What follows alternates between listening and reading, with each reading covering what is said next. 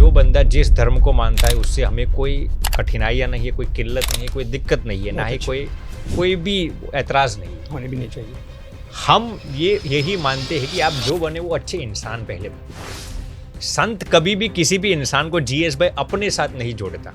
संत एक मीडिएटर होता है, एक इंसान को वहां से पकड़कर भगवान की शरणागति में ले जाता है। तो इतना माइक्रो लेवल का हमारे जीवन का ब्रह्मचर्य होता है कि कोई भी गलत विचार आ जाए, किसी को देखकर, किसी वीडियोस को देखकर, किसी को रास्ते में देखकर, या फिर मन से भी कामुक वासनिक विचार आ जाए तो एक उपवास करना पड़ता है। तो अगर बहुत लोग किसी देश में आप जैसे आपसे प्रेरित होकर आप वाली रास्ता चुन ले, आप वाला, तो कितने परिवार बेघर हो जाएंगे, माँ बाप को बच्चे देखेंगे नहीं, उनका तो मुश्किल हो जाएगा समाज का चलना।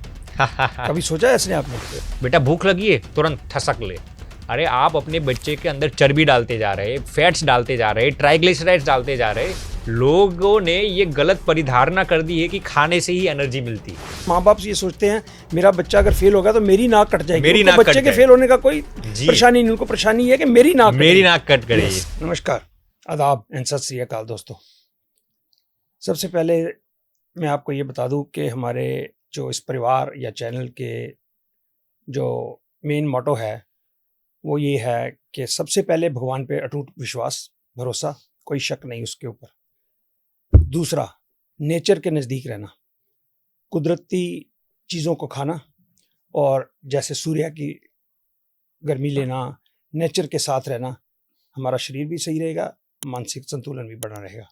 तीसरी बात मैं हमेशा कहता हूँ कि पॉजिटिविटी अपने अंदर हमेशा रखो। किसी तरह की कोई भी नेगेटिव बात ना अपने बारे में ना किसी और के बारे में बात करने की।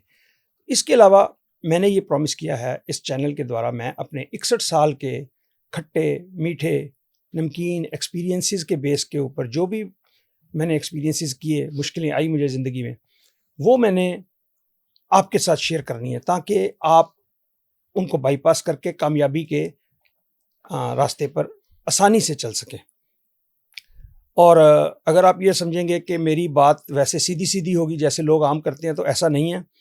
मैं साफ बोलूँगा, स्ट्रेट बोलूँगा, ब्लंट बोलूँगा, और ऐसा बोलूँगा जो किसी ने ना भी बोला हो, लेकिन सच्चाई होगी, रियल होगा, सच्चाई होगी, क्योंकि हम रियलिटी से थोड़ा दूर हैं। फेकनेस बहुत ज़्यादा आज के ज़माने में हो गई है, तो फेक यहाँ पे कुछ नहीं होगा, सच्चाई होगी। और जो सच्चाई सुनने के लिए तैयार हैं वो मेरे चैनल में रहें, बाकी आनंद लें। वैसे चैनल का अगर नहीं भी आप देखना चाहें तो ना देखें, तो ये सब के लिए मेरा चैनल नहीं होगा। तो आज हम एक शख्स को आपके सामने लेके आए हैं, उनका नाम है अखंड स्वामी।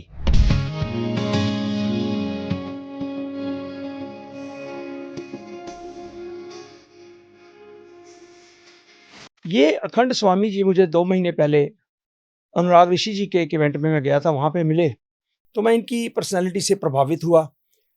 ये एजुकेटेड आदमी है। नॉर्मली आपके दिमाग में आता होगा संत है, महात्मा है, तो इस चोले में है तो पढ़े लिखे नहीं होते, लेकिन ये शिकागो में एक बड़े अच्छे इंस्टीट्यूशन में न्यूरो साइंस के ऊपर इन्होंने पढ़ाई कर रखी है। तो वो सब कुछ वो त्याग कर अब इस चोले में आके क्या करना चाहते हैं, क्या अचीव करना चाहते हैं, उसके बारे में मैं इनसे सवाल करूंगा, और उम्मीद है आपको बहुत ही आनंद आएगा।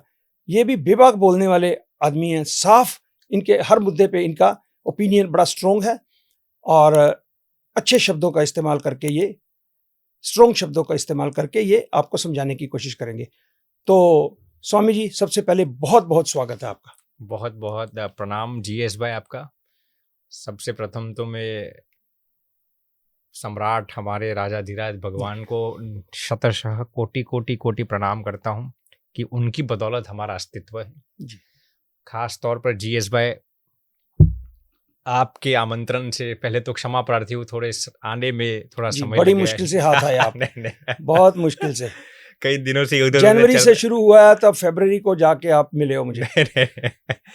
तो चलो, मुझे भी आपको जब पहली बार हम मिले थे तब से ही बहुत प्रसन्नता हुई थी, और आपको भगवान ने जो व्यक्तित्व दिया है वो सचमुच भगवान ने जो आपको निडरता पूर्वक जो कहने की हिम्मत दी है, इतना ही नहीं लेकिन उसके साथ आपको भगवान ने जो विनम्रता दी है वो वाकई प्रशंसनीय एवं अनुकरणीय है। शुक्रिया बहुत बहुत। इसके लिए पैसे मैंने कोई नहीं दिया आपको, ये पता है आपको।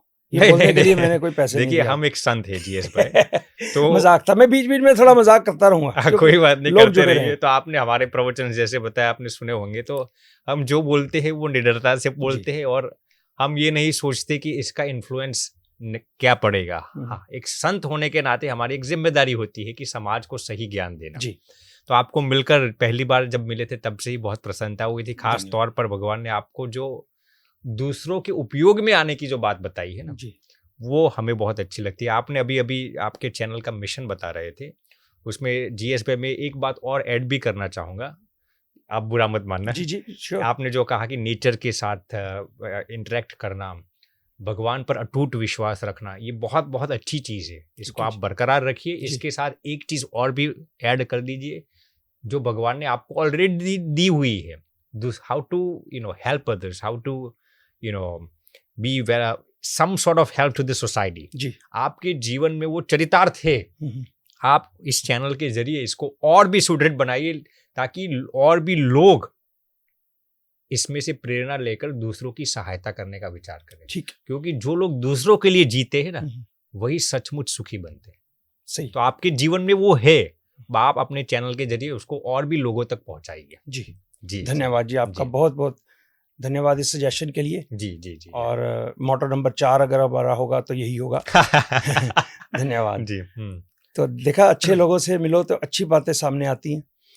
तो एक अगला सवाल मेरा जी। ये है आपसे कि आप का ऑर्गेनाइजेशन के बारे में बताइए, किस ऑर्गेनाइजेशन से आप जी। जुड़े हुए हैं, किस संस्था से जुड़े हुए हैं, जी, और आपका इस जो पढ़ाई लिखाई करने के बाद जी। इस संत के वेशभूषा में आने का कैसे हुआ सफर?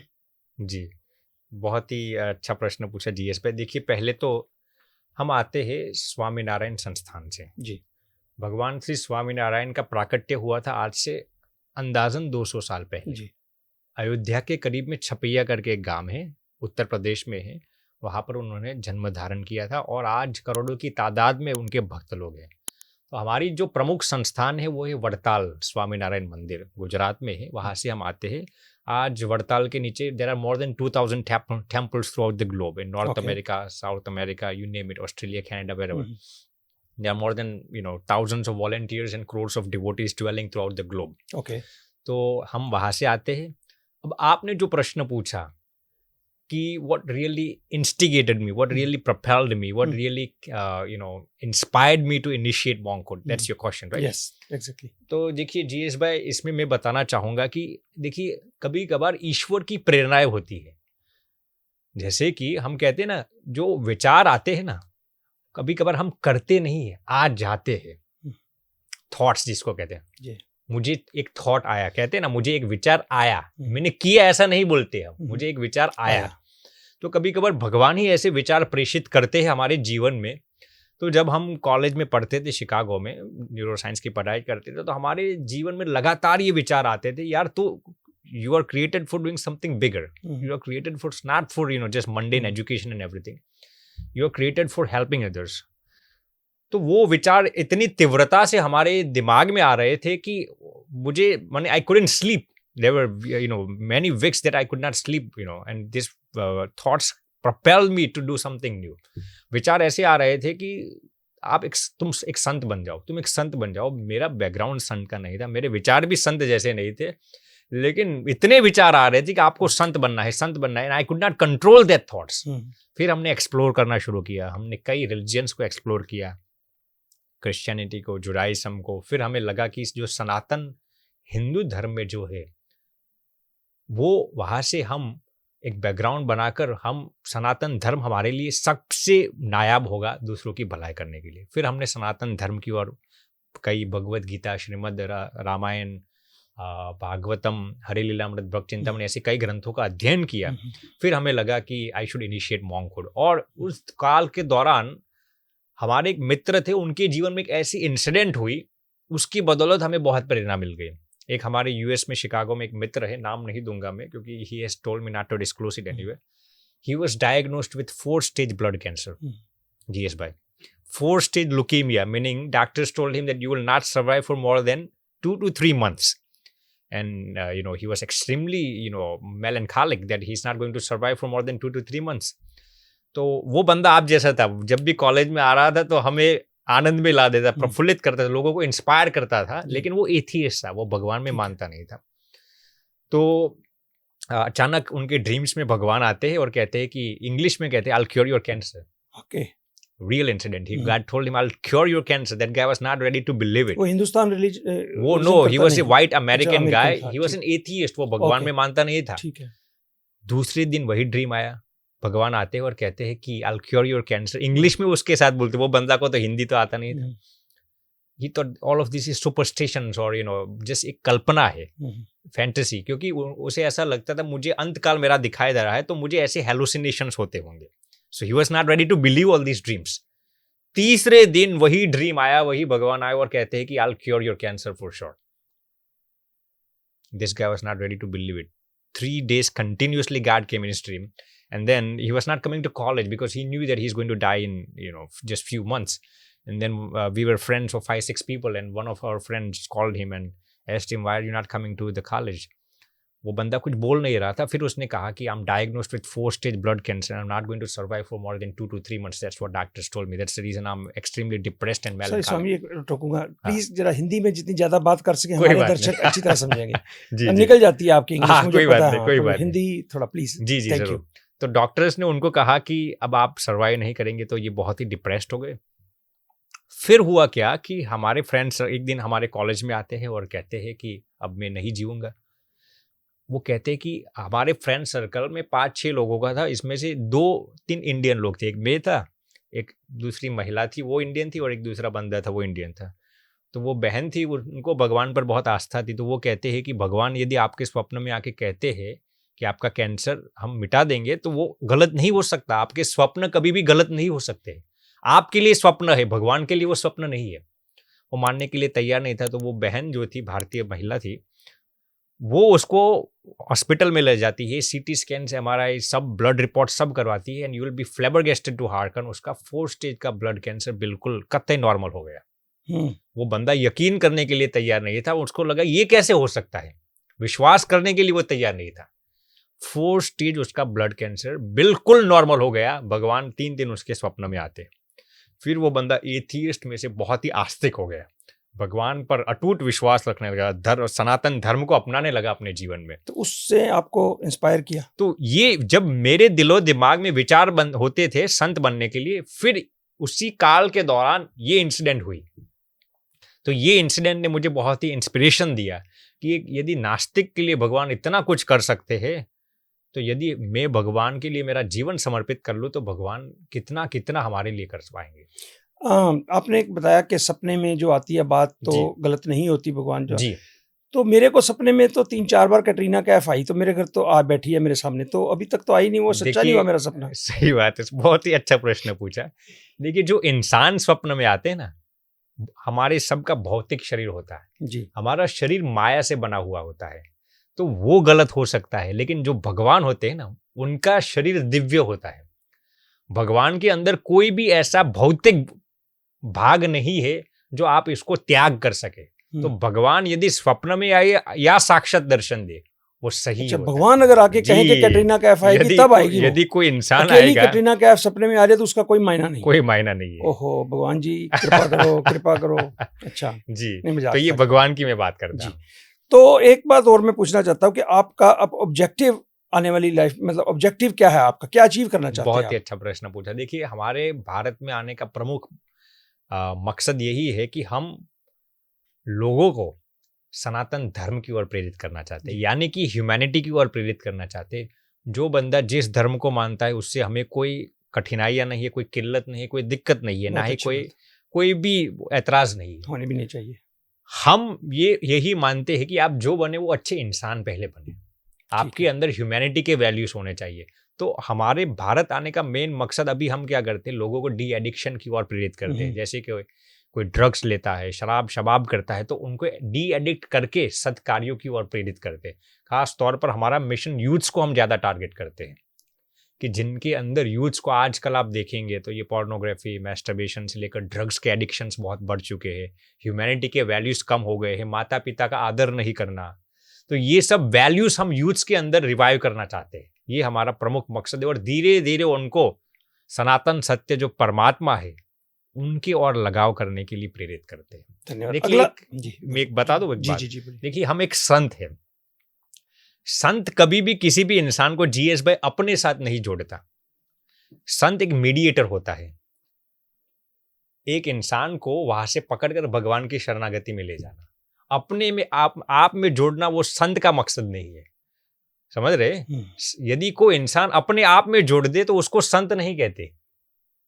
ठीक है, तो आपका कहने का मतलब ये है कि अगर आप समाज में रहकर पारिवारिक जिम्मेवारियों को पूरा करके भी अच्छे काम करना चाहिए, हाँ, वो भी तो कर सकते हैं, बिल्कुल पर्सनल कर चॉइस सकते है। हैं, बिल्कुल। लेकिन आपका ये ख्याल था कि आप इस जी संन्यास लेके ये सब कुछ तो इससे ज्यादा हेल्प कर सकते हैं जी समाज की। जी जी जी बिल्कुल। आप गृहस्थाश्रम में रहकर भी मोक्ष प्राप्त कर सकते हो, मुक्ति कर सकते हो, भगवान की प्राप्ति कर सकते हो, भगवान के दर्शन कर सकते हो, बिल्कुल कर सकते हैं जी। देखिए आपका मेन इंटेंशन शुद्ध होना चाहिए जीएस भाई। यदि गृहस्थ होकर भी आपका इंटेंशन शुद्ध है तो आप 100% भगवत प्राप्ति कर पाओगे। ठीक है। यदि मैं सन्यासी होकर मेरा इंटेंशन साफ नहीं होगा तो मैं भी अपने मार्ग से भटक जाऊंगा। तो आश्रम से इतना लेना देना नहीं, आपका इंटेंशन क्लियर होना चाहिए। तो अभी आप अपने परिवार से फिर भी जुड़े हुए हैं, उनका टेक केयर कभी जरूरत पड़े उनको तो बिल्कुल त्याग दिया? देखिए जीएस भाई, हमारे संतों का ये नियम होता है कि वंस वी बिकम मॉन्क, जैसे ही हम संन्यास धारण करते हैं ना, हमारे 5 प्रमुख नियम होते हैं। मैं आपको संक्षेप में इसी में इसका उत्तर आ जाएगा। पहला होता है ब्रह्मचर्य, यानी कि 8 प्रकार का जो ब्रह्मचर्य होता है, सेक्सुअल विचार भी आ जाए, गलत कामुक विचार भी आ जाए ना, तब भी हमें एक उपवास करना पड़ता है। अच्छा। वासना संबंधी। तो इतना माइक्रो लेवल का हमारे जीवन का ब्रह्मचर्य होता है कि कोई भी गलत विचार आ जाए, किसी को देखकर, किसी वीडियोस को देखकर, किसी को रास्ते में देखकर, या फिर मन से भी कामुक वासनिक विचार आ जाए तो एक उपवास करना पड़ता है। ये है पहला ब्रह्मचर्य पर संयम रखना। दूसरा होता है हमारा निस्वाद वर्तमान, यानी कि हम जो खाते पीते हैं उस पर हमारा नियंत्रण होना चाहिए। हमारा खाने का मकसद स्वाद के लिए नहीं, लेकिन एक शरीर के लिए होना चाहिए। ये हमारे संतों का नियम होता है।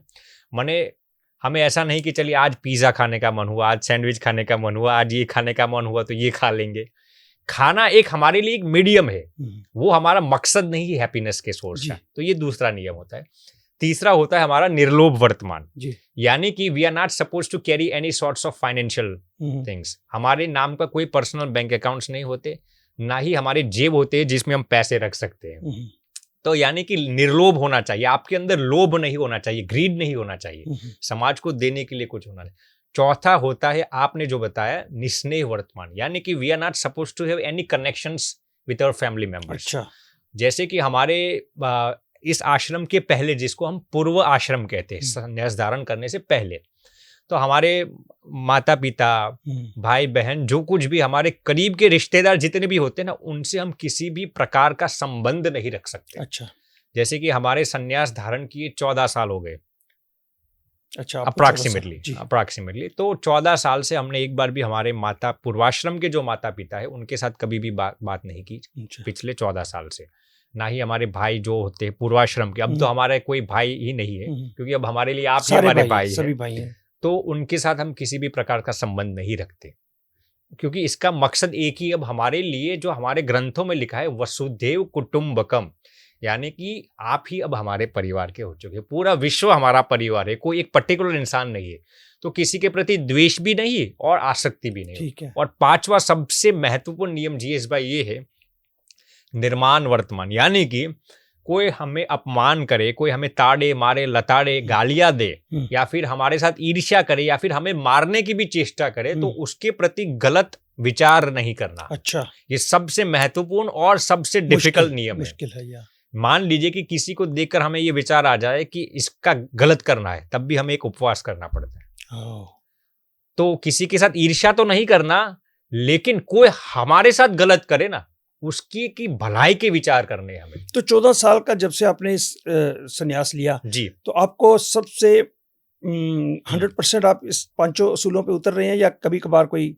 देखिए आपने बहुत अच्छा प्रश्न पूछा। देखिए हम संत हैं, तो ऐसा नहीं कि जैसे ही आपने इस वस्त्र को धारण कर दिया आप 100% इस 5 नियमों को पालन करने लगे।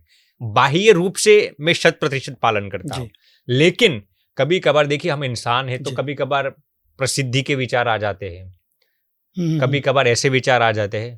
भगवत कृपा से कोई कामुक विचार तो अभी तक नहीं आए, वासनिक विचार जैसे ब्रह्मचर्य से कोई ऐसे विचार तो आज तक कभी भी हमें जिंदगी में नहीं आए, लेकिन कभी कभार प्रसिद्धि के विचार आ जाते हैं, ऐसे कभी कभार आ जाते हैं, लेकिन हम उस पर अभ्यास करते हैं।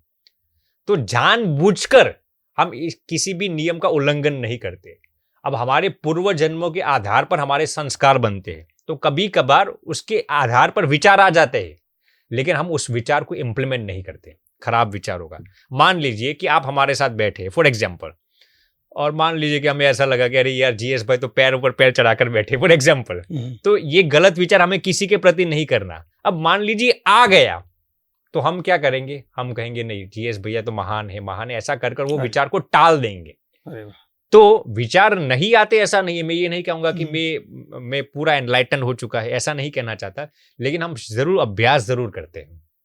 गुड। और बाह्य रूप से हम उसका कभी भी उल्लंघन नहीं किया। जी। तो आपके विचारों को कोई परेशानी ना हो, पहले तो मैं टांग नीचे कर लेता हूं। नहीं जस्ट किडिंग।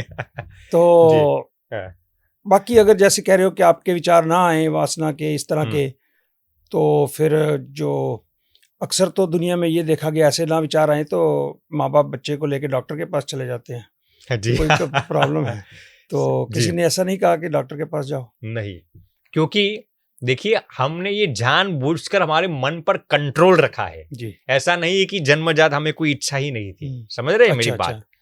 हमने हमारी इच्छाओं पर कंट्रोल, नियंत्रण रखा है। अच्छा। और हम हमारे विचार को सही दिशा में उपयोग करते हैं। समझ रहे? मान लीजिए कि आपके साथ हमें ईर्ष्या के विचार नहीं आते, जी। हमें कोई महिला को देखकर कोई गलत विचार नहीं आते, तो ये तो अच्छी चीज है ना। हम उस विचारों को अब हम सही दिशा में भगवान की ओर प्रेरित करते हैं। तो जब आप कॉलेज में पढ़ते थे, इस तरह की कोई हरकतें होती हैं कॉलेज में पढ़ते वक्त, जब तक आप सन्यासी नहीं हुए थे जी, तो वो जो यादें हैं तो आज आपके वो हार्ड ड्राइव से निकाल दिए आपने कि कभी कभार याद आ जाती है? अच्छा प्रश्न पूछा जीएस भाई। देखिए जब हम कॉलेज में पढ़ते थे ना, तब से ही मैंने कहा ना कि हमें ये विचार शुरू हो गए थे कि हम कुछ बड़े मिशन के लिए हम आए हैं जी। तो तब से ही हम भगवत कृपा से ही 100% और हमारे गुरुजी की कृपा से ही हमें ये पहले से ही लगता था ये सब चीजें फिजूल चीजें, जैसे कि ये कामुक प्लेजर से, वासना के जितने भी सुख है, जितने भी खाने पीने के सुख है, वो पहले से ही हमें इतने ट्रिवियल लगते थे, क्योंकि हमारे पास एक बड़ा विजन था। तो ये खाने पीने का, ये जितने भी सेक्सुअल प्लेजर्स होते हैं, उसमें हमारा मन भगवत कृपा से और हमारे गुरुजी की कृपा से कभी लगा नहीं।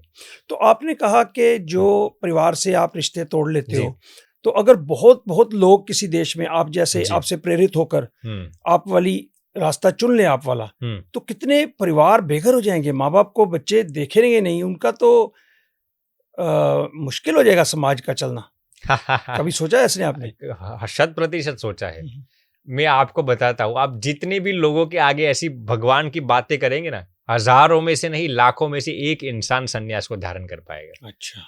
तो आप कभी भी ये सोचते रहेंगे ना कि सभी लोग सन्यास धारण कर लेंगे तो क्या होगा, ये मुमकिन ही नहीं है। मुमकिन ही नहीं है।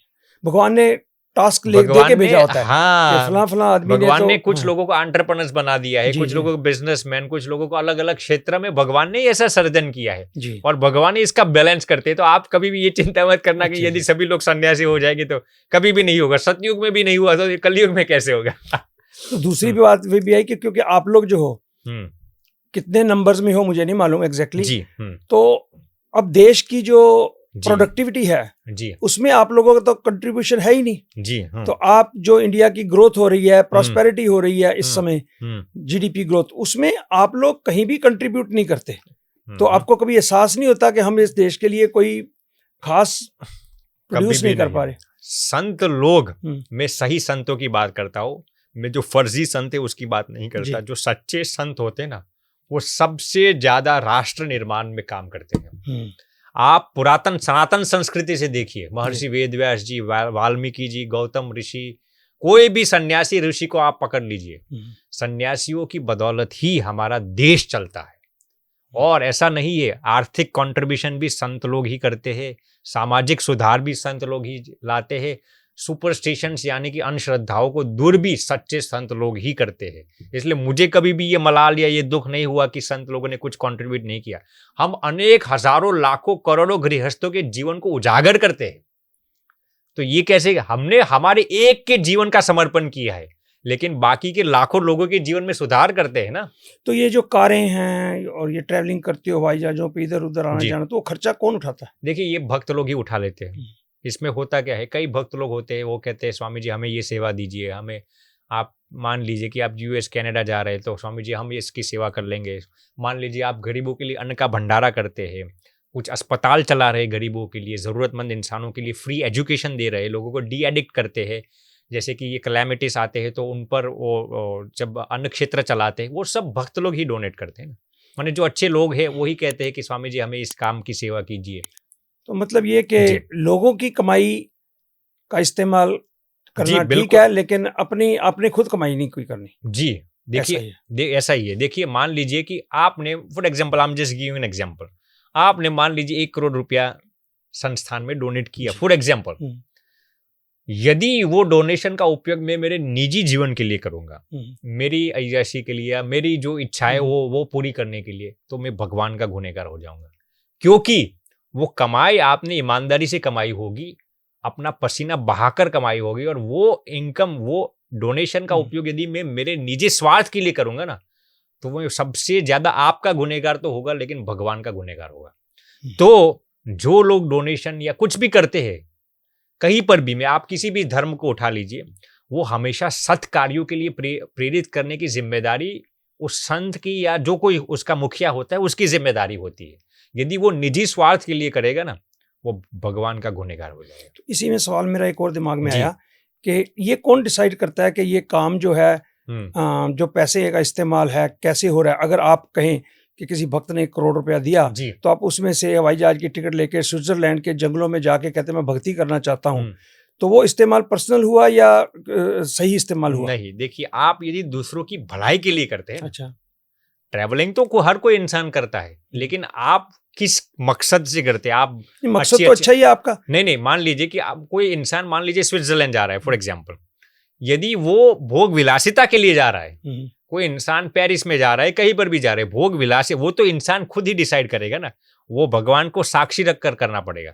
खुद के लिए करेगा तो वो गुनहगार हो जाएगा। नहीं, मैं ये कह रहा हूँ कि कई पर्वतों में, कई एक्सोटिक प्लेसेस पे लोग चले जाते हैं जी, वहां पे भगवान से जुड़ने के लिए। हाँ, तो आप ट्रैवल करके लाखों रुपया खर्च कर देते हो वहां पे जाके, जी, तो वही ध्यान जो है यहाँ के हिमाचल के पर्वतों में भी हो सकता है, लेकिन आप कहते नहीं मुझे भूटान जाना है या इटली के जंगल है वहां पे। समझ गया। देखिए अब हर एक व्यक्ति का इंटेंशन अलग अलग होता है, हर एक व्यक्ति की इच्छा, हर एक व्यक्ति को अलग अलग जगह पर सुकून मिलता है।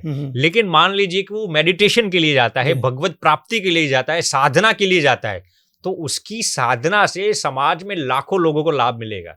उसकी ऑरा जो डेवलप होगी ना, उसकी ऑरा से समाज में हजारों लोग निर्व्यसनी बनेंगे, हजारों लोग भगवान के प्रति आस्था रखने लगेंगे। तो वो उसके निजी मनोरंजन के लिए नहीं है, तो वही वो सत्कार्यों में ही उपयोग की है, ऐसा ही आप मान सकते हैं। पर एक बात क्यों है कि इतनी धार्मिक प्रचारता के बाद भी हमारा मुल्क जो है दूसरे देशों जहाँ के इतनी धर्म की बोलबाला नहीं है, हमारे मुल्क पाकिस्तान ले लो, इंडिया ले लो, अफगानिस्तान ले लो, जहाँ के धर्म का बहुत बोलबाला है, उसके बावजूद भी प्रीचर्स बहुत से हैं। हमारा समाज उनसे अच्छा होना चाहिए जी। इसका क्या कारण सोचते हैं आप? देखिए आप क्या कहना चाहते हैं कि हमारा समाज खराब है ऐसे? उनसे देखो, सच्चाई है, आप भी ये मानते हैं कि जितना करप्शन, झूठ, बेईमानी, पोल्यूशन, गंदगी सड़कों पे ये यहाँ पे है इंडिया में, तो विकसित मुल्कों में ऐसा नहीं है। वहाँ इतना भगवान का ध्यान भी नहीं करते, लेकिन वो टैक्स पे करना ज़्यादा अच्छे से करते हैं, सफाइयाँ अच्छे से रखते हैं, अपने पैसे का इस्तेमाल अच्छे से करते हैं, करप्शन कम है। ये तो मानना पड़ेगा आपको कि वहाँ ये बेहतर है, तो भगवान के बिना वो सब कुछ हो रहा है। तो यहाँ पे हमारे जो प्रीचर्स हैं, कहीं ना कहीं मैं ये देखता हूँ कि उन्होंने प्रॉपर अपना मैसेज जनता को नहीं दिया कि सफाई, हर धर्म कहती है सफाई रखो। आप गलियों सड़कों में देखो, लोग घरों के अंदर जितना मर्जी महंगा फर्नीचर ले लेंगे, घर के बाहर उनके गंद पड़ा होगा, तो उसको सफाई करना भी तो धर्म भी तो सिखाता है ना। तो इस तरह से मैं इस संदर्भ में कह रहा हूँ। मैं देखिए बहुत ही अच्छा प्रश्न पूछा जीएस भाई। पहले तो मैं एक दो चीजें बता देना चाहूंगा। एक होता है भौतिक विकास जी, और एक होता है आध्यात्मिक विकास। विदेशों में जो हमें दिखा देता है वो भौतिक विकास है। भारत में हमेशा भारत अध्यात्म के प्रति आगे रहा है। फिर भी आप कहते हैं कि करप्शन क्यों इतना हो रहा है, गंदगी क्यों, इतना कूड़ा सब इधर उधर डालते हैं। तो इसका अर्थ ये नहीं कि हमारे सनातन ग्रंथ गलत है या फिर कोई अच्छे संत नहीं है। अच्छे संत भी हमारे देश में है, सनातन ग्रंथों का भी प्रभुत्व हमारे देश में है, लेकिन लोग इसको इम्प्लीमेंट नहीं करते। तो ये गलती लोगों की है, देश की नहीं है, सन्यासियों की या फिर हमारे शास्त्रों की या हमारे धर्म की गलती नहीं है। लोग इसको अपने जीवन में इम्प्लीमेंट नहीं करते। इसका कारण क्या है? हम लोग विदेशों से प्रभावित गलत तरीके से होने लगे। जो विदेश की जो अच्छी चीज है ना, वो हम हमारे जीवन में इंप्लीमेंट नहीं करते, और जो उसकी बुराइयां है उसको हम पकड़ के ला देते हैं हमारे देश में। तो जो आपने जो कहा विदेश में अच्छी चीज है, जैसे कि ऑनेस्ट रहना, टैक्स पे करना, या फिर कूड़ा इधर उधर मत डालना, किसी के साथ बेईमानी कम करना, वहां पर भी होती है लेकिन कम होती है। तो हमारे लोग ऐसी चीजों से प्रभावित न होकर वहां की जो घटिया संस्कृति है उसको पकड़कर हमारे देश में ला देते हैं। तो ये गलती लोगों की है। लोग बाहर से अपने आप को धार्मिक मान लेते हैं लेकिन अंदर से आध्यात्मिक नहीं बनते। तो ये गलती वहां पर लोगों की विचारधारा की है। पर मेरा मानना है कि जो संत हैं, क्योंकि उनका इन्फ्लुएंस होता है सोसाइटी के ऊपर। बिल्कुल बिल्कुल। आपकी बात कही हुई जो है वो मुझे ज्यादा ताकतवर लगेगी बनिस्बत एक सड़क चलते किसी आदमी की। बिल्कुल बिल्कुल। तो आप लोग इस बारे में इनिशिएटिव लेना चाहिए कि आध्यात्मिकता के साथ साथ जो देश के कानून हैं उनकी पालना करना, सफाई के बारे में ध्यान रखना, समझे ना, बिल्कुल तो बिल्कुल। करप्शन कम करना, ये भी बातें एक समाज का निर्माण में हेल्प करती बिल्कुल हैं। है, बिल्कुल। तो संत लोग इस बारे में मैंने देखा बहुत कम बात करते हैं। वो कहते हैं बस भगवान का नाम लो, भगवान का नाम लो, तो लोग लेने भी लग जाते हैं, भगवान के नजदीक भी हो जाते होंगे। लेकिन उसके बाद ये जो छोटी छोटी चीजें जो एक समाज को अच्छा, सुंदर, स्वस्थ बनाती है, बीमारियां फैलती हैं गंदगी से, उस दिशा में भी मेरे ख्याल से संतों को ध्यान देना चाहिए, लोगों को प्रेरित करना चाहिए। सही बात है आपने जो बताया, क्योंकि संतों, आप सड़क पर जाने वाले इंसान की नहीं सुनेंगे, संत की सुनेंगे जी। तो हम इस पर भी काफी काम करते हैं, जैसे कि हर साल स्वच्छता अभियान लगाना। अच्छा। लोगों के अंदर, भक्तों को हम पहले से ये समझ डाल देते हैं कि भैया सबसे पहले आपके हृदय के साथ आपका घर, आपका मोहल्ला सब साफ सुथरा होना चाहिए। राइट। तो सबसे पहले हम देखिए, हमारी प्राथमिक शिक्षाएं क्या होती है? पहले तो स्वच्छता, ये पहली चीज है। घर, आप जिस देश में रहते हैं वहां पर तो स्वच्छता रखिए। मान लीजिए कि आप सड़क पर जा रहे हैं, गाड़ी में जा रहे हैं, तो लोग क्या करते हैं, गाड़ी की विंडो खोलकर जो कूड़ा है वो रोड पर डाल देंगे। ऐसे ही। तो हम भक्तों को ये सिखाते हैं कि भैया ये कूड़ा आपको डालना है तो कूड़ा पेटी में जाके डालिए। हमारे भक्त लोग जो होंगे ना, वो कभी थूकेंगे भी नहीं, रास्ते पर कहीं पर भी नहीं थूकेंगे। जहां पर थूकना चाहिए वहां पर ही थूकेंगे, कहीं पर भी मल मूत्र नहीं करेंगे। जैसे आज लोग दीवार पर जाके अब कर देते हैं जो कुछ न करना है।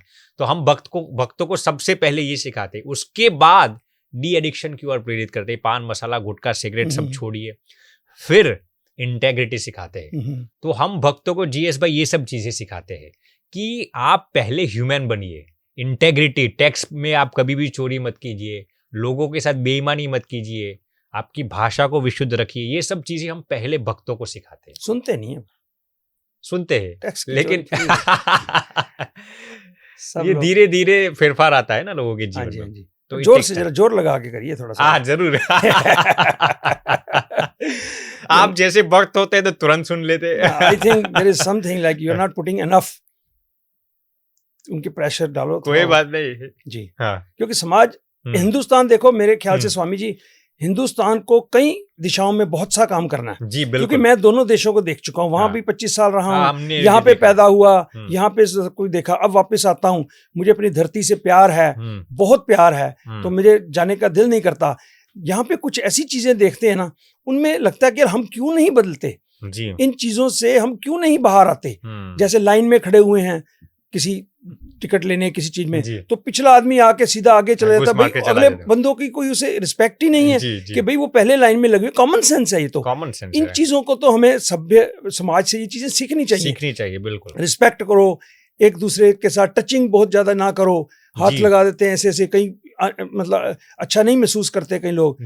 तो बाकी कुछ अच्छी बातें भी हैं। मैं इधर मेट्रो में जाता हूँ तो बच्चे जो हैं वो किसी बुजुर्ग को देखते हैं सीधा खड़े हो जाते हैं, सीट दे देते हैं। तो ये बहुत अच्छी बात मुझे लगती है। आपने सही बताया, जैसे हम यूएस में जब कॉलेज में जाते थे तो वो सिटी ट्रेन लेके जा रहे थे, तो वहां पर मुझे अच्छी एक चीज लगी जीएस भाई, कि जब भी कोई बुजुर्ग आ जाए तो जितने भी युवा लोग कॉलेज में जाएंगे ना, सब खड़े होकर उनके लिए सीट खाली कर देंगे, बहुत अच्छी बात। स्ट्रेंजर के लिए, जी जी। जिसके साथ कोई परिचय ही नहीं है। हम्म। अब हाँ, यहाँ पर ये कम देखने को मिलता है। यस। क्षमा प्रार्थी तो हो कई फील्ड्स में हमें इस तरह की चीजों पे इम्प्रूव करना जी, है हमको। बिल्कुल बिल्कुल। बाकी आध्यात्मिक तौर पे हम आगे हैं, जी योगा दुनिया को हमने दी है। अभी अनुराग जी के प्रोग्राम से अटेंड होके आप भी वाकिफ होंगे, वो काफी इस माइंड जी, के बहुत अच्छा ऊपर काम कर रहे हैं। जी तो भविष्य जो ये कल को ये चीज दुनिया में जाएगी, तो बड़ा मैं एक्साइटेड हूँ इस बारे में कि जी, ये हमें हाँ। बहुत कुछ वर्ल्ड को सिखाना है। नहीं, बिल्कुल सही ठीक है ना जी। बताया।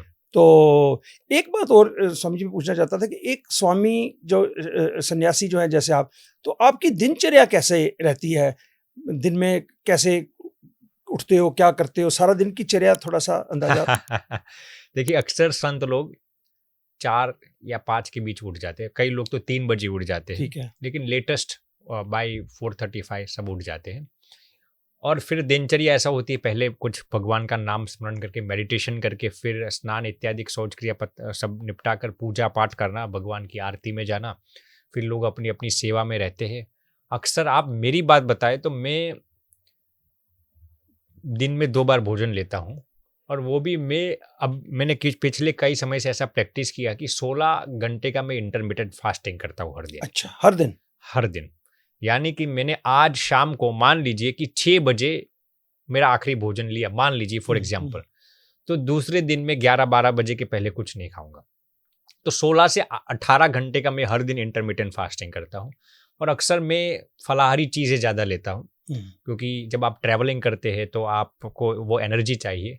मैं गेहूं को हो सके इतना अवॉइड करता हूँ, राइस, गेहूं और चावल को मैं अवॉइड करता हूँ। मैं कभी मैदे की चीज़ नहीं खाता, फाइन फ्लोर नहीं खाता मैं। तो आप लोगों को भी हाँ, मैं सब कहता हूँ। मैं सॉल्ट भी बहुत कम लेता हूँ, शुगर तो बिल्कुल नहीं खाता मैं, फ्राइड चीज़ें मैं नहीं खाता। तो ये सब चीज़ें हेल्थ के लिए भी अच्छी है और स्पिरिचुअलिटी के लिए भी अच्छी है।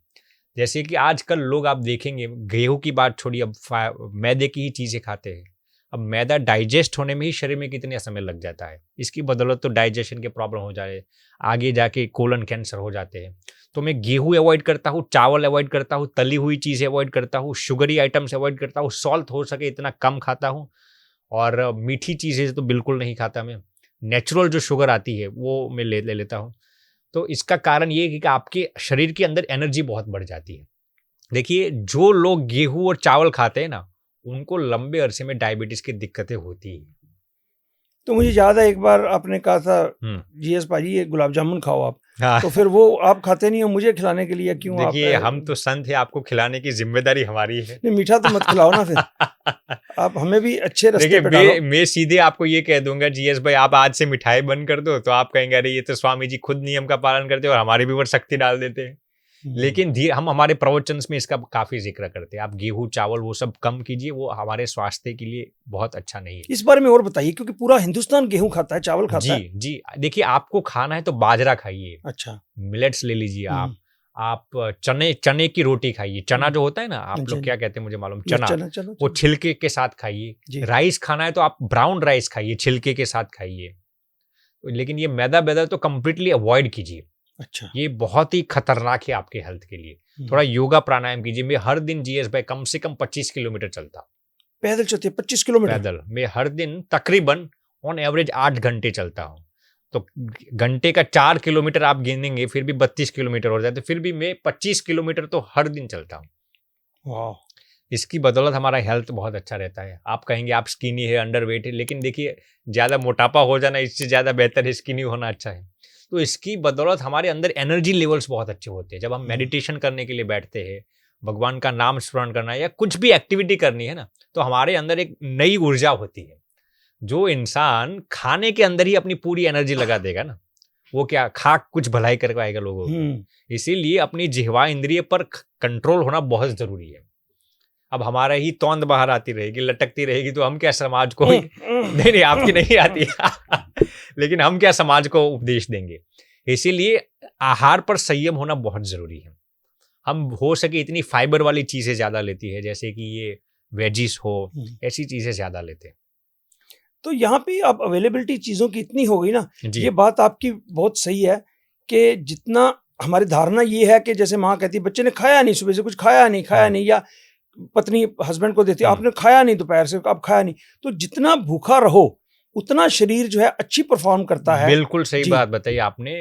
आपको कभी कभार महीने में 3-4 उपवास भी उपवास करने रखने चाहिए, चाहिए, जी। पूरे उपवास, ऐसा जी। नहीं नींबू पानी ले लिया, कोकोनट पानी ले लिया, पूरे उपवास करने। ये आयुर्वेद में भी लिखा है और हमारे शास्त्रों में भी लिखा है।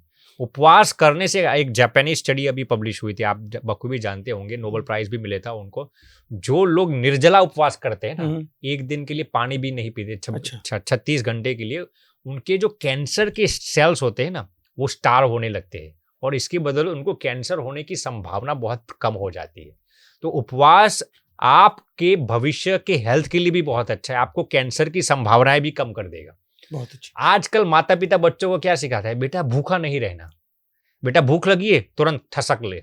अरे आप अपने बच्चे के अंदर चर्बी डालते जा रहे, फैट्स डालते जा रहे, ट्राइग्लिसराइड्स डालते जा रहे। आप अपने बच्चों को ये भी सिखाइए, बेटा भूख को, क्षुधा को कैसे सहन करना चाहिए। ये भी माता पिता की ये जिम्मेदारी बनती है। Very important. माता पिता क्या, बेटा कभी भी भूख को सहन नहीं करना, ये गलत तरीका है।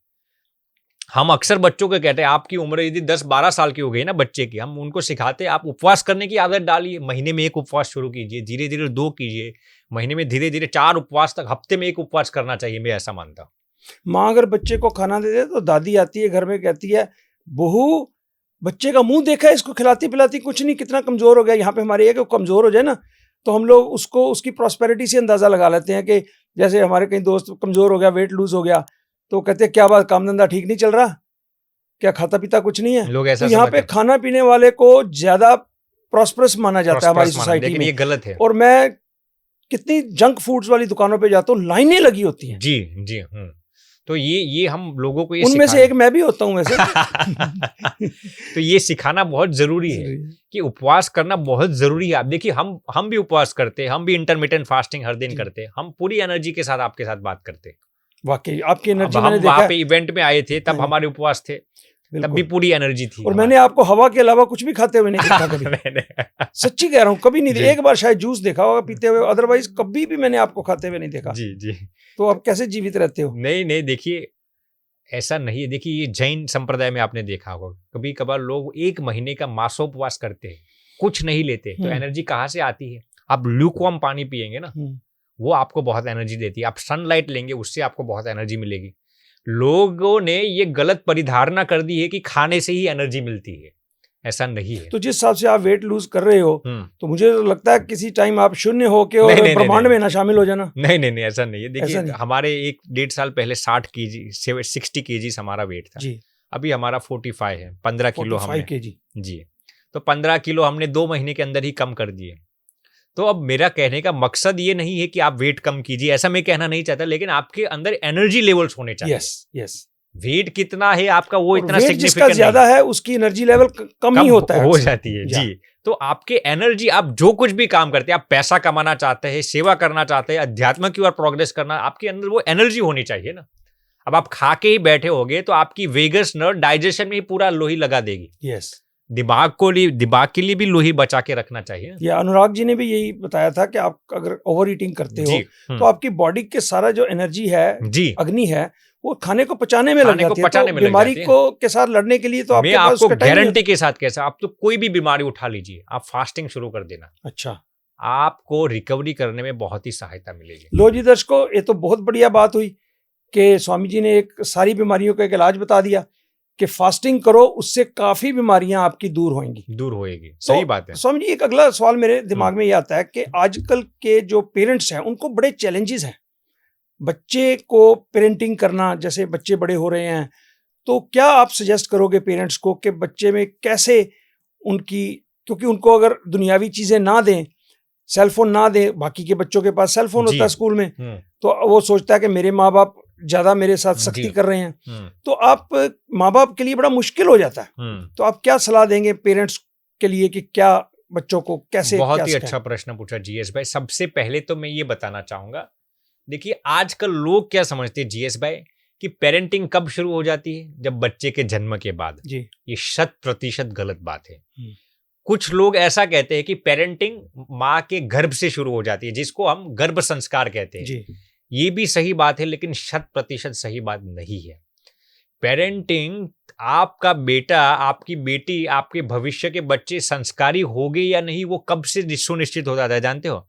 जब आप अपने जीवन साथी को पसंद करना शुरू कर देते हैं, तब से ही। रियली? जी, इसीलिए मैं सबको ये कहना चाहूंगा जीएस भाई, जब आप अपने जीवन साथी को पसंद करते हो ना, तब कभी भी ये मत सोचिए कि ये लड़की मेरे वाइफ बनने की लायक है या नहीं, ये पुरुष मेरा पति बनने के लायक है या नहीं, बल्कि ये सोचिए कि ये महिला हमारे भावी बच्चे की माता बनने के लायक है अरे या नहीं, वाह, अरे वाह, ये क्या पुरुष हमारे भावी बच्चे के पिताजी बनने के लायक है या नहीं। वाह, वहां से सोच आप शुरू कर दीजिए, आपका बच्चा 100% संस्कारी होगा।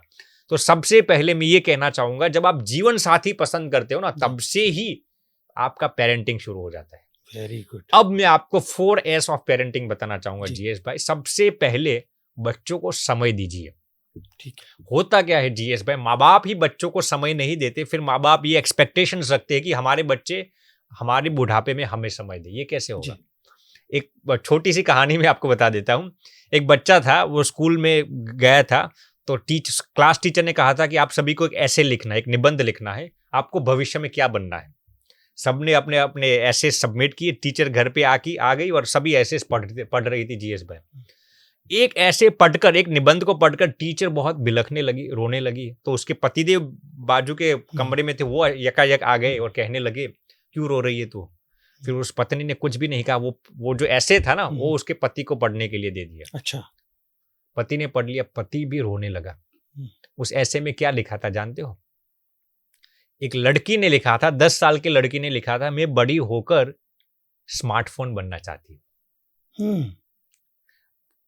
अक्सर स्टूडेंट्स ने ऐसा लिखा था, मैं डॉक्टर बनना चाहता हूँ, इंजीनियर, आईएएस, आईपीएस बनना चाहता हूँ, जो कुछ पायलट बनना चाहता हूँ। ये एक ऐसी लड़की थी, उसने लिखा था, मैं एक स्मार्टफोन बनना चाहती हूँ। फिर उसने कारण लिखा था, मैं स्मार्टफोन इसीलिए बनना चाहती हूँ ताकि मेरे माता पिता पूरे दिन अपने अपने मोबाइल फोन पर रहते हैं। पूरे दिन अपने मोबाइल को मचलते रहते हैं। तो यदि मैं स्मार्टफोन बन जाऊंगी तो मेरे माता पिता जितना प्रेम स्मार्टफोन को करते उतना प्रेम मुझे करेंगे, जितना समय स्मार्टफोन को देते हैं उतना समय मुझे देंगे। इसीलिए मैं स्मार्टफोन बनना चाहती हूँ। अब वो पति पत्नी, वो टीचर क्यों रोने लगे, वो मैं आपको बताता हूँ। फिर वो टीचर जो थी, उसने अपने पति को कहा कि आप जानते हो ये किसका ऐसे लिखा हुआ है? पीछे मुड़ कर देखते हैं तो उनकी बेटी का नाम लिखा हुआ है। तो सबसे पहले जीएस भाई मैं ये बताना चाहूंगा, माँ बाप को आप अपने बच्चों को समय दीजिए, समय दीजिए। आप अब बराक ओबामा की बात सुन लीजिए। वो जब यूएस का प्रेसिडेंट था, हर दिन अपने परिवार के साथ डिनर ले रहा था। एक प्रेसिडेंट यदि इतना कर सकता है तो मैं और आप क्यों नहीं कर सकते? परिवार के लिए समय दीजिए आप। वॉरेन बफेट का एग्जांपल दे लीजिए। His worth is $150 billion, million नहीं बिलियन।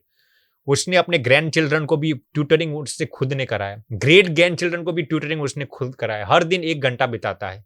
ये बंदा इतना स्टेबल होना चाहिए, फाइनेंशियल स्टेबल है, फिर भी इतना समय देता है, तो हम क्यों नहीं दे सकते? 1 मिनट दर्शकों, ये बात मुझे टच कर गई। वाकई बहुत जी सच्चाई है ये कि हमारे पेरेंट्स जो है ना, बच्चे को सब कुछ दे देते हैं। उसको ये दे दिया, कार पे भेज दिया, ड्राइवर रखा हुआ है, लेकिन सबसे इंपॉर्टेंट चीज जो उसको बच्चे को चाहिए होती है, वो पेरेंट्स का टाइम चाहिए होता है।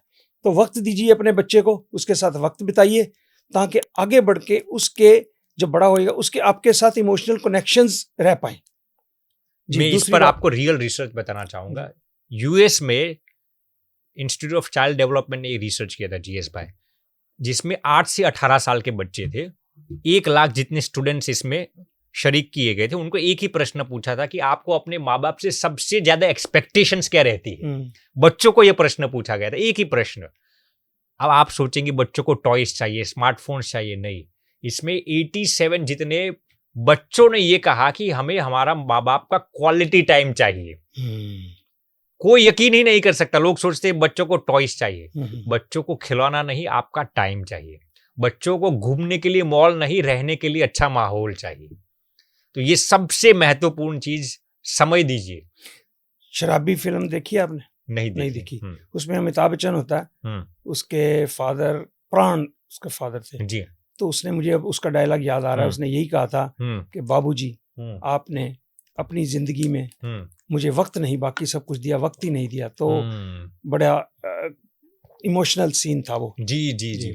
तो ये पहला चीज, समय। दूसरा है आप अपने बच्चों को समझिए, सेकंड एस की मैं बात करता हूँ, इसमें थोड़ा समय लगेगा, चलेगा ना? हाँ जी, हाँ जी। बच्चों को समझिए। जी। माँ बाप अपनी एक्सपेक्टेशंस तुरंत अपने बच्चों पर थोप देते हैं, बेटा तुझे डॉक्टर बनना ही है, आईएएस आईपीएस बनना ही है। मैं क्षमा प्रार्थी हूं, लेकिन कुछ माँ बाप अपने बच्चों को इमोशनली ब्लैकमेल करते हैं। जी। कैसे जानते हो जीएस भाई? यदि तूने इस लड़की के साथ शादी नहीं की तो हम सुसाइड कर लेंगे। यस। बच्चों को आप चॉइस दीजिए ना, उसको जिस लड़की पसंद हो उसके साथ शादी करने दीजिए। समझ रहे ना? उसको जो बनना है, यदि आपको ठीक न लगे तो आप उसको सिखाइए, बेटा ये गलत है, ये सही है, लेकिन चॉइस उसको दे दीजिए। तो बच्चों को समझिए। मैं आपको इस पर एक दूसरी बात बताता हूँ। एक लड़का था 18 साल का जी। और वो अपने पिताजी के आशीर्वाद लेने के लिए जाता है। पिताजी आज मेरी एग्जाम है, आप मुझे आशीर्वाद दीजिए। पिताजी कहते हैं इस बार यदि तू फेल हुआ, अच्छे मार्क्स नहीं हुआ ना, आज के बाद कभी भी मुझे तेरा बाप मत कहना। अच्छा। लड़का एग्जाम दे के आता है, थोड़े दिन के बाद उसके रिजल्ट्स आते हैं और उसके पिताजी बहुत उत्सुक थे, मुन्नू क्या रिजल्ट आया? और लड़का मुस्कुराते हुए कहता है कि बाबूलाल, उसके पिताजी का नाम तूने बाप कहलाने का अधिकार खो दिया है। तू अब बाप कहलाने के लायक नहीं रहा। ये सच्ची बात है या वैसे मनगढ़ंत? Just jokes. मैं तो सोचने लग गया था बाबूलाल कौन है। तो मेरे कहने का तात्पर्य ये है कि आप अपने बच्चों पर इतनी एक्सपेक्टेशंस थोप देंगे, बेटा है यार, कभी कभार फेल भी हो सकता है। तो आप ऐसा क्यों सकता है कि फेल हुआ तो कभी भी मुझे मुंह दिखाने मत आना। तो कंपिटिटिव वर्ल्ड है ना जी, आजकल इतना कंपिटिटिव है। माँ बाप ये सोचते हैं मेरा बच्चा अगर फेल होगा तो मेरी नाक कट जाएगी। मेरी नाक बच्चे के फेल होने का कोई परेशानी नहीं, उनको परेशानी है कि मेरी नाक कट गई। सही, बिल्कुल सही बताया आपने। इस पर मैं आपको रियल एग्जांपल बताया, आपने जो बहुत ही अच्छा पॉइंट छेड़ा है जीएस भाई। एक लड़का था मेरे पास, पिताजी थे 45 साल के, वो अभी 1 साल पुरानी ही बात है, वो मेरे पर आते हैं, स्वामी जी हमारे बच्चे को कहिए वो शराब पीने लगा है। मैंने कहा क्या गलत करता है आप मुझे बता दीजिए। शराब पीता है, उस बाप का करोड़ों का कारोबार था, उसमें ध्यान नहीं दे रहा था। दूसरी चीज ये कही। तीसरा कहा कि स्वामी जी हमारी इज्जत नहीं करता। 3 कंप्लेन की। एक, बेटा हमारी इज्जत नहीं करता, माने माँ बाप की इज्जत नहीं करता। दूसरी चीज ये कही हमारे बिजनेस में ध्यान नहीं देता। तीसरी चीज ये कि शराब सिगरेट्स लेता है। तो उसने कंप्लेन की। मैंने कहा ठीक, मैं आपके बच्चों को सिखा दूंगा क्या करना है, लेकिन मैंने उसको नहीं कहा। मेरे दिमाग में आया ये सब जितनी भी बातें उसके पिताजी ने बताई वो सब अपनी स्वार्थ की थी, बच्चे की भलाई की इतनी चीजें नहीं थी इसमें। मैंने उस बच्चे को 6 महीने काउंसलिंग किया।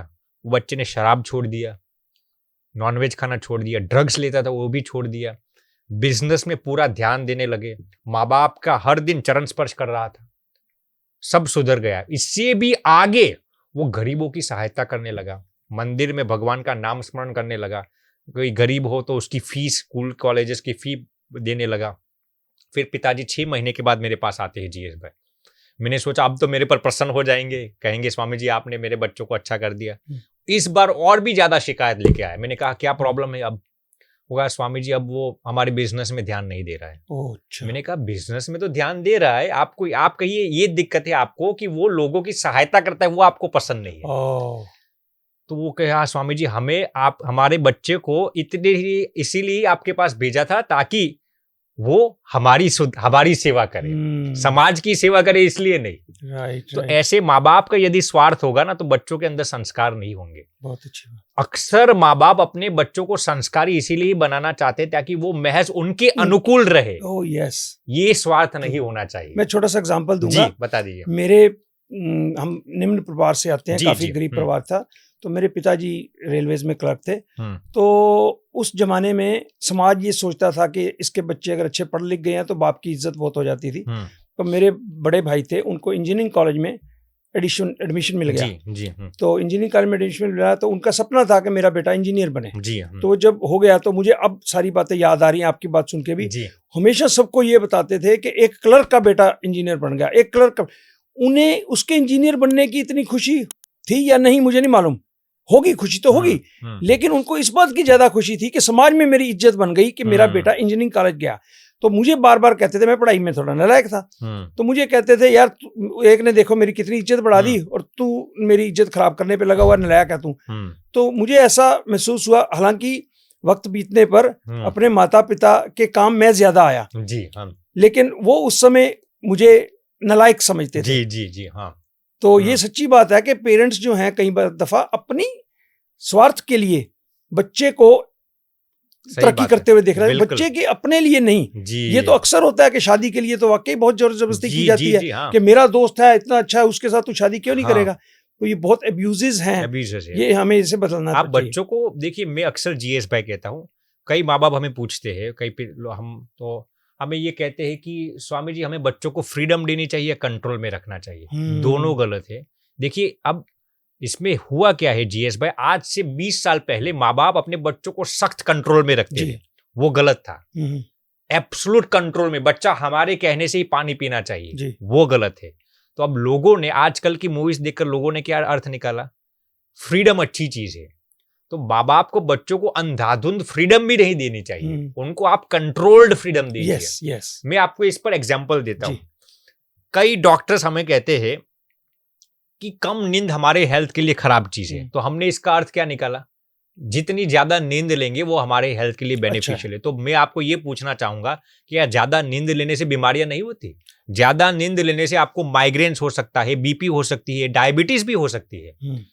अक्सर डॉक्टर्स कहते हैं कि कम पानी पीना हमारे हेल्थ के लिए नुकसानकारक है। बिल्कुल सही बात है। तो क्या ज्यादा पानी पीना भी आपकी हेल्थ के लिए बेनिफिशियल नहीं है? आप जरूरत से ज्यादा पानी पिएंगे ना, वो भी आपको फैटीग ला सकता है, मसल्स वीकनेस ला सकता है। अक्सर मोटिवेशनल स्पीकर्स कहते हैं कि पॉजिटिविटी अच्छी चीज है, सेल्फ कॉन्फिडेंस अच्छी चीज है। बिल्कुल अच्छी चीज है, पॉजिटिविटी आपके जीवन में होनी ही चाहिए। लेकिन मैं आपको यह बताना चाहूंगा, यदि आप ओवर पॉजिटिव बन जाएंगे, ओवर कॉन्फिडेंस तो लोग दिवालिया नहीं हो जाते? जरूरत से ज्यादा कॉन्फिडेंस रखने लगते हैं तो लोग भी दिवालिया हो जाते हैं। तो इसका बैलेंस होना जरूरी है। जैसे ही एब्सोल्यूट कंट्रोल खराब है बच्चों के लिए, वैसे ही अंधाधुंध फ्रीडम दे देना वो भी गलत चीज है। आप बच्चों को समझाइए क्या सही है क्या गलत है, फिर निर्णय उन पर छोड़ दीजिए। इसको सही पेरेंटिंग कहते हैं। बच्चे ने कहा पिताजी मुझे इस लड़की के साथ शादी करनी है, आप जांच कर लीजिए, लड़की यदि संस्कारी वो अच्छी, वो लड़का वाकई उसको प्रेम करता है, अच्छी उसके लिए फ्यूचर में अच्छी होगी, तो आप उसको ये फ्रीडम दे दीजिए, बेटा शादी कर ले। यदि आपको ये लगे ये भविष्य के लिए अच्छा नहीं होगा तो आप उसको नसीहत दीजिए, लेकिन उस पर कंट्रोल मत डाल दीजिए। तो ये चीज गलत है।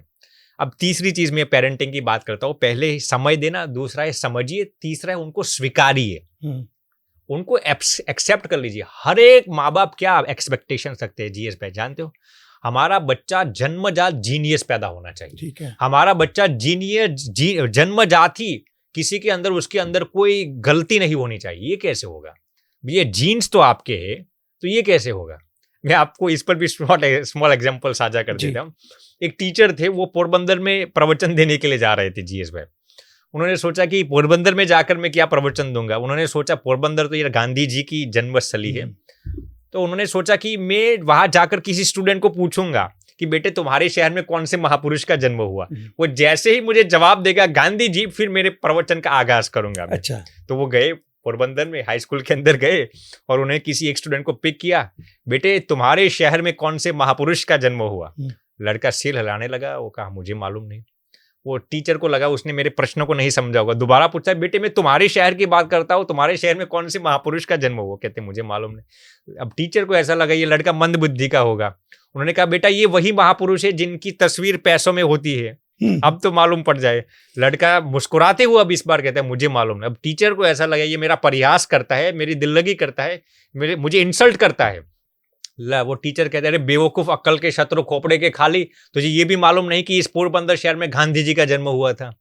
फिर वो लड़का हाथ जोड़ते हुए टीचर को कहता है सर, किसी भी शहर में, किसी भी देश में, किसी भी मुल्क में कभी भी किसी भी महापुरुष का जन्म नहीं होता।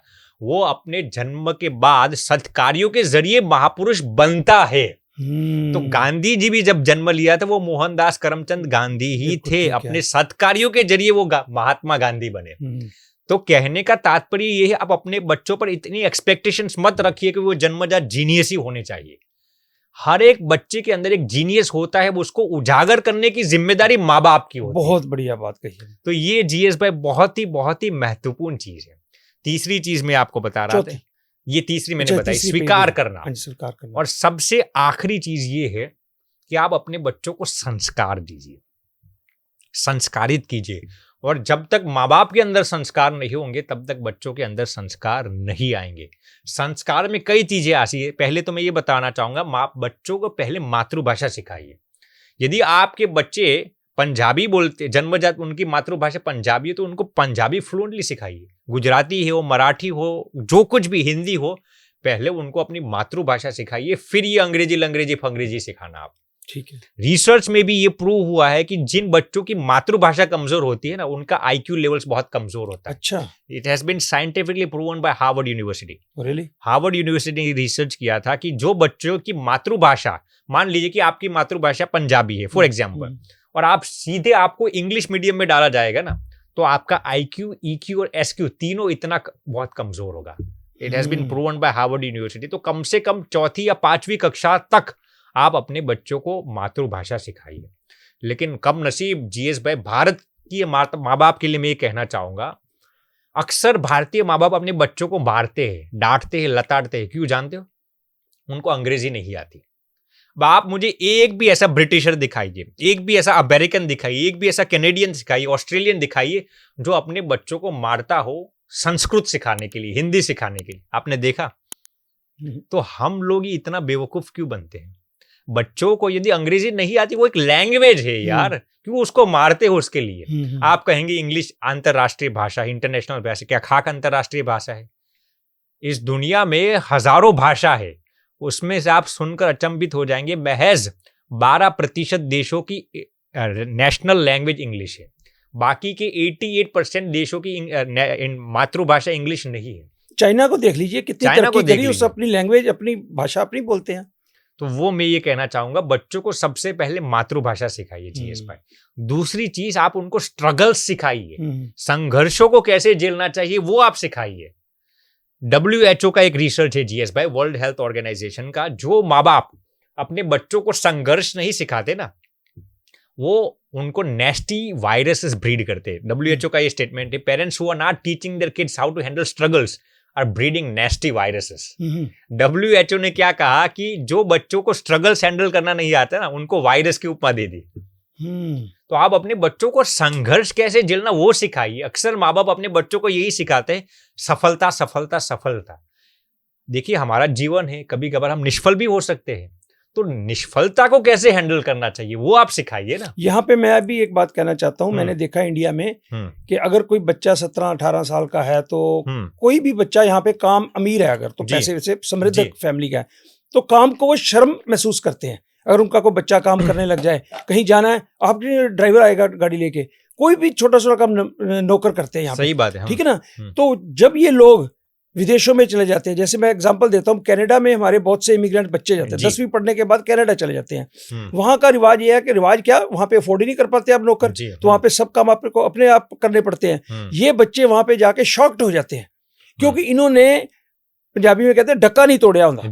अपने इलाके में इन्होंने घर में कभी बर्तन उठा के नहीं किचन में रखे होते खा के, तो वहां पे जाके इनको सब काम जब अपने आप करने पड़ते हैं ना, तो ये वहां पे डिप्रेस हो जाते हैं। डिप्रेस होकर फिर ड्रग्स की तरफ चले जाते हैं। फिर वहां पे अपने माँ बाप को गालियां देते हैं ये कि भाई हमें कुछ सिखाया ही नहीं। तो कई लोग यहाँ पे, मैं एक पॉडकास्ट किया था चंद्र मिश्रा जी के साथ, उन्होंने मुझे सवाल पूछा था कि वहां पे आप लोग यार अमेरिका में क्यों छोटे छोटे बच्चों को काम पे लगा देते हो। तो मैंने उसका यही जवाब दिया था कि भाई काम वहां पे लोग पैसे के लिए नहीं, सेल्फ रिस्पेक्ट के लिए करते हैं। जब काम करते हैं उनको एक्सपीरियंस होता है। जो बच्चे 17 साल 15 साल की उम्र में थोड़ा बहुत कमाते हैं, उनको पैसे की वैल्यू का अंदाजा होता है कि पैसा होता क्या है। तो हिंदुस्तान में ये जो कल्चर है ना कि बच्चे से काम ही नहीं करवाना, वो मतलब बेइज्जती समझना कि हमारी इज्जत कम हो गई कि अगर बच्चे ने अगर कोई काम कर दिया, या कोई औरत किचन में बर्तन साफ करने लगे। हम कईयों के घर जाते हैं तो खाना खाने के बाद हम बर्तन उठा के रखने लगते, नहीं नहीं नहीं आपने नहीं रखना, आपने रखने। हमें बड़ा हैरान होता है कि इसमें कौन सी मतलब यार आप हमारी बेइज्जती करते हैं। हाँ। फिर मैं तो किचन में जाके आदत है, कई बार मैं खाना खाने के बाद किचन में जाके सिंक में अपने बर्तन अगर थोड़े बहुत हो तो धो देता हूँ, ठीक है ना। तो मैं किसी के घर में धोने लगा तो मेरे को ऐसे देखने लगे, कहते वो मेरा हाथ पकड़ लिया, वो शर्मिंदा कर दिया आपने, ये क्या कर रहे हो, वो क्या कर रहे हो, जैसे मैंने बहुत बड़ा अपराध कर दिया हो। तो ये इस सोच से भी हमें बाहर आना चाहिए कि बच्चों को थोड़ा काबिल बनाओ, उसको स्किल सिखाओ। एजुकेशन दे दिया आपने, BSc कराई, कुछ कराया, तो उसको जब खुद अपने आप करना कुछ नहीं आता तो वो तो सारी जिंदगी के लिए डिपेंडेंट रहेगा दूसरों। बिल्कुल सही बताया आपने। इस पर मैं एक छोटी सी एग्जांपल आपको दे देता हूँ। जैसे ये तितली होती है ना, बटरफ्लाई क्या, तो तितली जब उसका वो एक बंदा था, वो तितली को देख रहा था, वो जो होल होता है ना उसमें से निकलने के लिए बहुत ही मेहनत मशक्कत कर रही थी। वो बंदा बाहर से देख रहा था, तितली वो कोकून में से बाहर निकलने के लिए मशक्कत करते थे। वो बंदा को लगा कि अरे यार ये बेचारी इतना संघर्ष करती है तो मैं इसको खींच कर बाहर निकाल दूँ वो कोकून में से, होल में से। वो बंदा ने देखा कि आधे घंटे से स्ट्रगल कर रही थी, फिर उसको वो कैंची आती है ना जिसको वो क्या कहते हैं, कैंची से पकड़कर उसको होल में से बाहर निकाल कर रख देता है। अब वो बंदा ऐसा सोचता है कि अब मैंने तितली को बाहर निकाल दिया, अब तो वो उड़ने लगेगी। उड़ने नहीं लगी, वहां पर पंख फड़फड़ाने लगी, तितलाने लगी और वहां पर ही मर गई। जानते हो क्यों?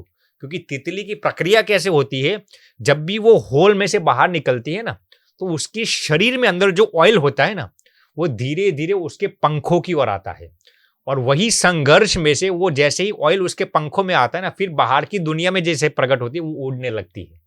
अब इस बंदे ने वो तितली को जल्दी बाहर निकालकर संघर्ष नहीं झेलने दिया, उसको बाहर निकल दिया। वो ऐसा सोच रहा कि मैंने उसका संघर्ष खत्म कर दिया। तितली बाहर आकर मर गई। वैसे ही माँ बाप करते हैं। बच्चों को जब आप संघर्ष से गुजारते हैं ना, तो अभी उनके अंदर पंखे आती है उड़ने के लिए जी। लेकिन माँ बाप अपने बच्चों को संघर्ष ही नहीं सिखाते। इस पर मैं एक आखिरी एग्जांपल आपको दे देता हूँ। हमारे एक भैया है, उन्होंने हमें ये बात बताई थी। देखिए, जब वो 10वीं कक्षा में पढ़ते थे ना, आज से 30-40 साल पुरानी बात है, तो 10वीं कक्षा में पढ़ते थे, पिताजी ने उनको कहा था कि बेटा अच्छी मेहनत करनी, अच्छे मार्क्स लाने हैं। वो लड़के ने बोर्ड एग्जाम्स दे दी। अब बोर्ड एग्जाम्स देने के बाद नतीजा सीधा रिपोर्ट कार्ड उसके पिताजी के पास था। लड़का बहुत ही उत्सुक था, ही वॉज वेरी एंथुसियास्टिक, मेरे कितने मार्क्स आए होंगे। लड़का पिताजी के पास आता है, रियल स्टोरी है। पिताजी मेरे कितने मार्क्स आए, सभी में मेरे अच्छे मार्क्स आए ना। पिताजी ने कहा बेटा तू चिंता मत कर, आज मैं तुझे तेरे फेवरेट रेस्टोरेंट पर खिलाने के लिए ले जा रहा हूँ। उसको फेवरेट रेस्टोरेंट में ले जाते। अब लड़का समझ गया रेस्टोरेंट में ले जा रहे इसलिए अच्छे ही मार्क्स आए होंगे। ले गए, बढ़िया से उसका फेवरेट फूड खिलाया, और पिताजी ने आज जो वेटर था ना उसको डबल टिप दे दी। जीएस भाई, लड़का सोच रहा आज तो डबल टिप दे दी इसलिए यकीनन मेरे अच्छे मार्क्स आए होंगे। बढ़िया। वैसे वो पिताजी उसको साल में 2 ही बार ले जाते थे, 6 महीने में 1 बार। अभी 1 महीने पहले जाके आए थे, बोर्ड एग्जाम्स पहले, 1 महीने के अंदर दूसरी बार ले गए। तो लड़के ने सोचा अच्छा ही मार्क्स आए होंगे। फिर लड़का अपना हाथ पिताजी का पकड़ कर कहते पिताजी बताइए आप मुझे कितने मार्क्स आए। पिताजी उसके सिर पर हाथ रखते और कहते बेटा तू चिंता मत कर, तू फेल हुआ है बोर्ड एग्जाम्स में। वो लड़का अचंभित हो गया। तो फिर पिताजी आप मुझे मेरे फेवरेट रेस्टोरेंट में खाने के लिए क्यों लेके आए? उसके सिर पर हाथ रखते पिताजी कहते तू चिंता मत कर बेटा, मुझे जानता हूं तूने पूरी मेहनत की थी, शिद्दत से मेहनत की थी, अब तू फेल हुआ, कोई भी इंसान हो सकता है। अब देख, अब तूने तेरा फेवरेट फूड खा लिया, हम घर पे जाएंगे, मैं तेरे साथ बैठूंगा और अब एनालिसिस करेंगे कि तू क्यों फेल हुआ। एक भी बार उसको डांटा नहीं, अच्छा, उसको मारा नहीं। ये 30 साल पुरानी बात है जी। वो लड़का कौन था जानते हो? अनुपम खेर। अच्छा, उन्होंने खुद हमें ये बात बताई थी। अच्छा जी। उन्होंने कई इंटरव्यूज में भी ये बात बताई है। तो वो अनुपम खेर जी हमें बता रहे थे कि स्वामी जी हमारे पिताजी ने हमें संघर्ष को कैसे सेलिब्रेट करना है, फेलियर्स को कैसे सेलिब्रेट करना है, वो सिखाया। वाह, क्या मान लीजिए कि उनके अच्छे मार्क्स आ गए, फिर भी रेस्टोरेंट में ले जाते। अनुपम खेर कहते हैं कि उसके बाद मेरे जीवन में कई स्ट्रगल्स आए, बॉलीवुड इंडस्ट्री में, इस फिल्म्स में, कई मेरे फिल्म्स भी फ्लॉप गए हुए, लेकिन मेरे पिताजी ने मुझे उस दिन से संघर्ष को कैसे झेलना वो सिखा दिया था ना। इसलिए अभी भी जब भी मुझे फेलियर्स मिलते हैं ना, वो विचलित नहीं हो जाता। उन्होंने वो एक लाइन में बोलते हैं, my father taught me how to celebrate failures. तो बच्चों को आप ये सिखाइए, right, failures is not the end of the world. अक्सर माँ बाप यही सिखाते हैं सफलता को कैसे सेलिब्रेट करना है। भैया फेलियर्स हर एक के जीवन में आएगा। तो मैं तो जितनी बार फेल हुआ मैंने समझ लिया था, आपकी बात मैंने तभी समझ ली जी। मैं कभी भी उदास नहीं हुआ फेल होने से। एनीवे, तो स्वामी जी जो बातें बता रहे हैं माइंड ब्लोइंग एक्सपीरियंस है। वक्त हमारा बहुत हो गया, लगता है मुझे एपिसोड नंबर 2 करना पड़ेगा हमारे आपके साथ। और सुना है मैंने आप अमेरिका आ रहे हैं, कुछ लेक्चर्स देने हैं आपने, तो उस दौरान मैं भी आपसे मिलके, तो हम जो अपना पॉडकास्ट का पार्ट 2 है वहाँ पे अमेरिका में करेंगे जरूर, और उस संदर्भ में कंपैरिजन करेंगे वहाँ की सोसाइटी और यहाँ की सोसाइटी के फायदे क्या है, नुकसान क्या है। तो वक्त दे दोगे मुझे वहाँ पे? अरे जरूर, बिल्कुल। ठीक है। आप तो हमारे मित्र भी हो जीएस भाई। धन्यवाद जी, धन्यवाद। तो हमें भी बहुत बहुत प्रसन्नता हुई जीएस भाई, वाकई बहुत नॉलेज मिली। स्पेशली मुझे, मैं इंप्रेस हुआ कि पेरेंटिंग के पॉइंट ऑफ व्यू से इन्होंने जो 2-3 बातें बताई कि एक तो बच्चे को स्वीकारो जैसा वो है, उससे एक्सपेक्टेशंस बहुत ज्यादा ना रखो और उसको फोर्स मत करो, शादी के लिए, पढ़ाई के लिए, इस चीज़ के लिए कि जो बनना चाहता है, आर्किटेक्ट बनना, आर्किटेक्ट बनो। जी अगर पढ़ाई के लिए जोर लगाते तो कोहली कोहली ना बनता आज, जी धोनी धोनी ना बनता। तो जो बच्चे का इंटरेस्ट है उसमें उसका ध्यान दीजिए, कुछ उसके परिश्रम, मेहनत करने की उसे सिखाइए कि मेहनत कैसे की जाती है, स्ट्रगल कैसे हैंडल किया जाता है। तो स्वामी जी, मैं आपका बहुत बहुत शुक्रगुजार हूँ कि आपने टाइम निकाला, स्टूडियो में मेरे साथ आए, और बहुत से पेरेंट्स को और जनरल पब्लिक को काफ़ी बातें क्लियर हुई होंगी कि ये जो साधु हैं ये कैसे जीते हैं, इनके विचार क्या होते हैं। अक्सर तो हमने साधुओं को ऐसे ही सुना है जी बात करते हुए, लेकिन आपने साइंटिफिकली नॉलेज के बेस के ऊपर सारी बातें बताई। मैं तो खुद अचंभित हुआ हूँ कि आपसे जो पर्सनल कभी बात होती है तो इतनी आपने अच्छी बातें मुझे अकेले में नहीं बताई, शायद आपने बचा के रखी हो कि पॉडकास्ट में बताएंगे। तो बहुत बहुत शुक्रिया हमें स्वामी भी जी। बहुत बहुत थैंक प्रसन्नता यू वेरी हुई मच जीएस फॉर योर भाई। टाइम। भगवान आपको सर्वदा स्वस्थ रखे, सुखी Amen. रखे, और आपके जरिए भगवान समाज में और लोगों के जीवन में बहुत सकारात्मक तब्दीली लाए। आपके समूचे परिवार को हमारा कोटि कोटि प्रणाम, और हमेशा आपको 100 साल तक स्वस्थ रखे। धन्यवाद, बहुत बहुत शुक्रिया जी। चलिए जी, Thank you, प्रणाम thank you. प्रणाम प्रणाम प्रणाम।